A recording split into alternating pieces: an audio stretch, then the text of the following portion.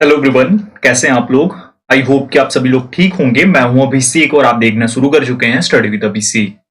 Indian air force की तरफ से ऑफिशियल अनाउंसमेंट हो चुकी है किस चीज की, वैकेंसी की। जी हां, अग्निवीर एग्जामिनेशन के तहत जो दूसरी इनटेक है वो इंडियन एयरफोर्स लेकर आ रही है आप लोगों के लिए। जैसा कि आप अपनी स्क्रीन पर अनाउंसमेंट पढ़ सकते हैं। अब इस वीडियो में हम इस टॉपिक पे बात करने वाले हैं। देखिए, अनाउंसमेंट हो गई, आपको पता लग गई ये बात कि आप इसके लिए अप्लाई कर पाएंगे नवंबर में, और मेल फीमेल दोनों टाइप के कैंडिडेट्स अप्लाई कर पाएंगे। ऑनलाइन एग्जामिनेशन होगी और मिड जनवरी 2023 में एग्जामिनेशन होगी। ये इनटेक जो होगी वो 1/2023 इनटेक होगी, जिसके लिए आप लोग फर्स्ट वीक ऑफ नवंबर से अप्लाई करना शुरू करेंगे। ठीक है, अब हम इस वीडियो में बात करने वाले हैं कि एज लिमिट जो कि बहुत बड़ा फैक्टर है वो क्या रहने वाली है। क्योंकि पिछली बार आपको पता है कि 17.5 साल से लेकर 23 साल तक एज लिमिट दी थी इंडियन एयरफोर्स ने, और उसके अंदर ही जो लोग थे उन्होंने अप्लाई करा था। लेकिन क्या इस बार भी सेम रहने वाली हैं चीजें या होंगे बड़े बदलाव। साथ ही साथ जो फीमेल कैंडिडेट्स को पहली बार मौका मिलने वाला है तो उन लोगों के लिए क्या एज लिमिट रहेगी, और उनके लिए जो एलिजिबिलिटी क्राइटेरिया में आपकी एजुकेशनल क्वालिफिकेशन होती है वो क्या रहेगी। इसके साथ साथ आप लोगों को बताया जाता है कि इंडियन एयरफोर्स में सबका एडमिट कार्ड आता है और सभी लोगों को एग्जाम देने का मौका मिलता है। लेकिन जो एक चीज आप लोगों से थोड़ी सी हाइड की जाती है या फिर लोग नहीं बताते हैं वो ये है कि आप सभी को मौका तो मिलता है, बट उसमें भी एक चीज है जो कि आपके पास होना चाहिए, यानी कि एक शर्त है, और वो चीज आप पूरी करोगे, वो शर्त आप पूरी करोगे तभी आप उसके लिए एग्जाम दे पाओगे। वो क्या है वो भी आपको इस वीडियो में बताने वाला हूं। स्टार्ट करते हैं वीडियो को। स्टार्ट करने से पहले बोलना चाहूंगा कि अगर आप चैनल पे नए हो और इंडियन एयरफोर्स की बेस्ट तरीके से तैयारी करना चाहते हो, बेस्ट स्टडी मटेरियल पाना चाहते हो और अपडेट्स पाना चाहते हो, तो चैनल को सब्सक्राइब करके बेल आइकन प्रेस कर देना, और साथ ही साथ टेलीग्राम पर जरूर ज्वाइन कर लेना। वहां पे सारी अपडेट्स छोटी बड़ी सब कुछ मिलती रहती हैं आपको। डिस्क्रिप्शन में लिंक मैंने दे दिया है। स्टार्ट करते हैं। So as you can see यहां पे इंडियन एयरफोर्स की एज लिमिट जो है 2022 बैच, जो प्रीवियस इनटेक थी वो 2022 बैच के नाम से जानी गई। अब उसके लिए एलिजिबिलिटी क्राइटेरिया में डेट ऑफ बर्थ ब्लॉक जो थी वो क्या थी, ये देख सकते हो। ये स्क्रीनशॉट ही है एक्चुअल नोटिफिकेशन का। Candidate born between 29th of December 1999 and 29th of June 2005, both days inclusive are eligible to apply। तो यहां पे आप देख सकते हो कि 29 दिसंबर 1999 से 29 जून 2005 के बीच में जिनकी भी डेट ऑफ बर्थ है वो सभी लोग एलिजिबल थे पिछली बार। लेकिन इस बार चेंजेस क्या होने वाले हैं। सबसे पहली चीज 6 मंथ इससे आपको आगे जाना होगा। ठीक है, ऑलमोस्ट 6 मंथ के आसपास होगा। और अगर 6 मंथ के अकॉर्डिंग हम आगे बढ़ें, डेट्स इधर उधर हो जाती हैं कभी कभार, लेकिन अगर इसके अकॉर्डिंग बढ़ें तो हम पहुंच जाते हैं सीधे 29 जून 2002 से लेकर 29 दिसंबर 2005। अब आप बोलोगे सर अभी तो आपने दिखाया कि 29 दिसंबर 1999 थी, तो उससे अगर 6 मंथ आगे हम बढ़ेंगे तो हमारा तो 2000 ही होना चाहिए, यानी 29 जून 2000 से लेकर और उसके बाद 29 दिसंबर 2005। हाँ, ऐसा होना चाहिए था। लेकिन आप लोगों को यहां पे दिख रहा होगा कि 21 इयर्स इनरोलमेंट के टाइम पे एज लिमिट चाहिए, और यहां पे लिखा दिख रहा होगा 23 इयर्स। मेन चीज यही है। तो आप लोगों को जैसा पता होगा पहली बार ये अग्निपथ स्कीम लागू की गई, तो इस वजह से काफी लोगों ने हंगामा किया था, काफी कैंडिडेट्स ने। उसके बाद सरकार ने जो है वो आप लोगों के लिए जो एज लिमिट है वो एक बार के लिए वन टाइम रिलैक्सेशन के तहत 2 इयर्स इंक्रीज करी थी सभी सेनाओं में, जैसे कि एयरफोर्स में भी, नेवी में भी और आर्मी में भी। तो उसके अकॉर्डिंग आपकी एलिजिबिलिटी थी 29 दिसंबर 1999 से 29 जून 2005। लेकिन इस बार जो है 6 मंथ मैंने बढ़ाने को बोला, लेकिन ये सिर्फ इसको बढ़ाना है, यानी 29 दिसंबर जो है वो 29 जून हो जाएगी, और 29 जून जो है वो 29 दिसंबर हो जाएगी। कैसे?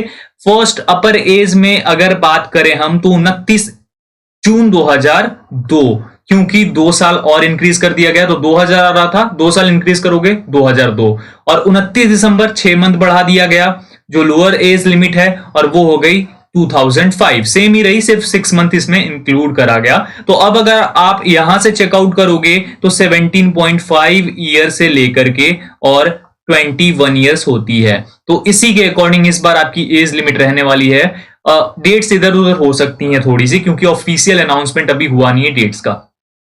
और ये जो देखो नीचे, in case a candidate clears all the stages of the selection procedure then the upper age limit as on date of enrolment is 23 years. यानी कि अगर आप सभी जो स्टेजेस हैं उन्हें कंप्लीट कर लेते हो तो आपकी एनरोलमेंट के टाइम पे, एनरोलमेंट की डेट को आपकी एज लिमिट, अपर एज लिमिट 23 साल होनी चाहिए थी, जो ये वाली नोटिफिकेशन थी 1/2022 बैच की। बट अब की बार आपको कुछ इस तरीके से देखने को मिलेगी, in case a candidate clears all the stages of the selection procedure then the upper age limit as on date of enrolment is 21 years. ये 21 ईयर्स देखने को मिलेगी और ये आपकी होनी भी चाहिए होगी। तो इस बार जो आपकी एज लिमिट 17.5 साल से लेकर 21 साल के बीच में होगी।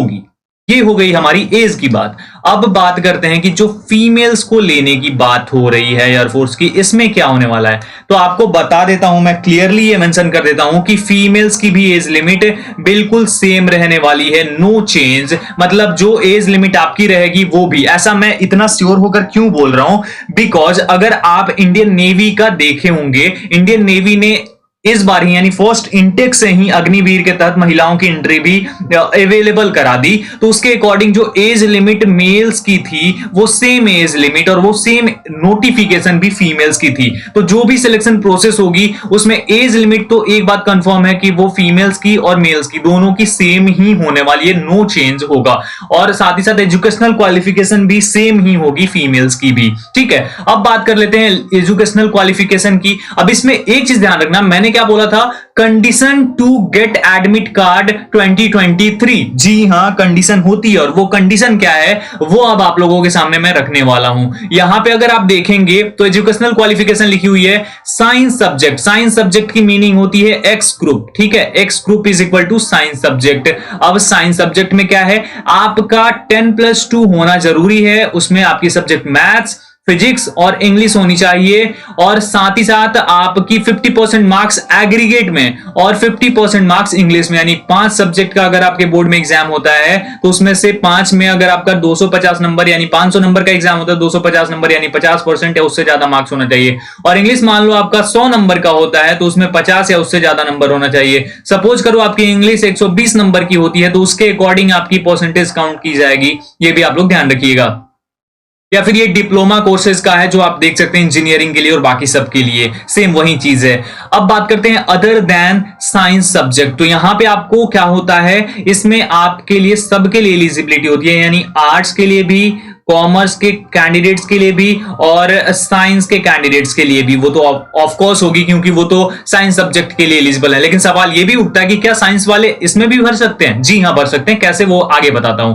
तो इसमें भी आपका सेम आर्ट्स, कॉमर्स या कोई भी हो स्ट्रीम, उसमें 50% मार्क्स तो होने चाहिए, साथ में 50% मार्क्स इंग्लिश में भी जरूरी है। ठीक है, अब थोड़ा सा नीचे आते हैं, जो चीज आपका कंफ्यूजन था। Candidate eligible for science subject examination on the basis of intermediate 10+2 are also eligible for other than science subject examination and would be given an option of appearing in both science and other than science subject examination in one sitting while filling up the online registration form। बोलने का मतलब है कि ये X group हो गया science subject और Y group हो गया अदर देन साइंस सब्जेक्ट। इस बार ध्यान से फॉर्म फिलअप करना, काफी लोगों ने पिछली बार गलतियां कर दी थी। तो जो भी लोग साइंस सब्जेक्ट के लिए एलिजिबल होंगे, यानी जो भी मैथ्स और फिजिक्स के साथ साथ इंग्लिश में ये एग्रीगेट को क्लियर कर रहे होंगे, यानी कि जिन्होंने आईएससी कर रखा होगा, सिंपल सी बात समझ लो, वो सभी लोग साइंस के साथ साथ अदर देन साइंस यानी एक्स वाई बोथ के लिए एलिजिबल होंगे। ये भी कैटेगरी होती है, एक्स वाई तो होती है, एक्स वाई बोथ के लिए भी एग्जाम होती है। और इन दोनों में से इसमें फायदा ये होता है कि दोनों में से किसी एक को अगर आप क्लियर कर लेते हो तो आप उसमें शॉर्टलिस्टेड हो जाओगे और चले जाओगे नेक्स्ट फेज में।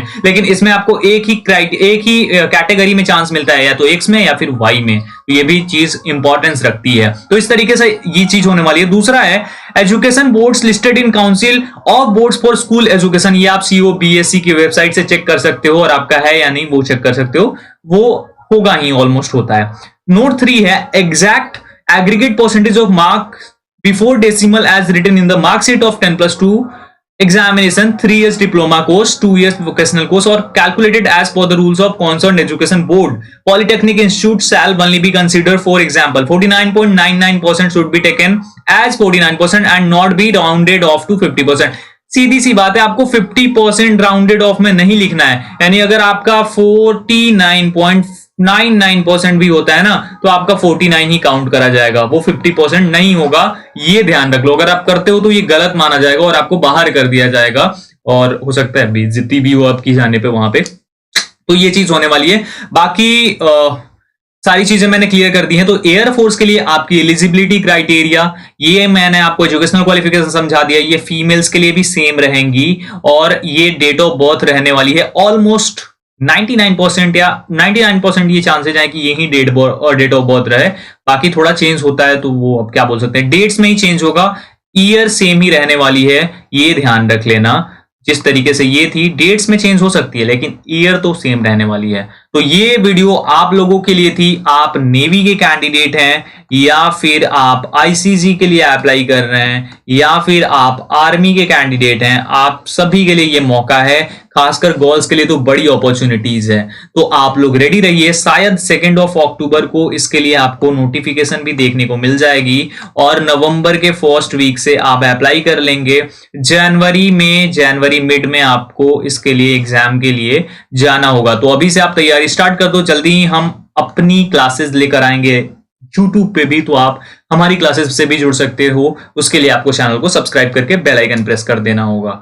अभी के लिए इतना ही। होप आपको वीडियो पसंद आई होगी। वीडियो पसंद आई हो तो लाइक कर देना, शेयर करना अपने दोस्तों के साथ, और चैनल पे नए हो तो सब्सक्राइब करके बेल आइकन प्रेस कर देना। Thank you so much everyone. जय हिंद।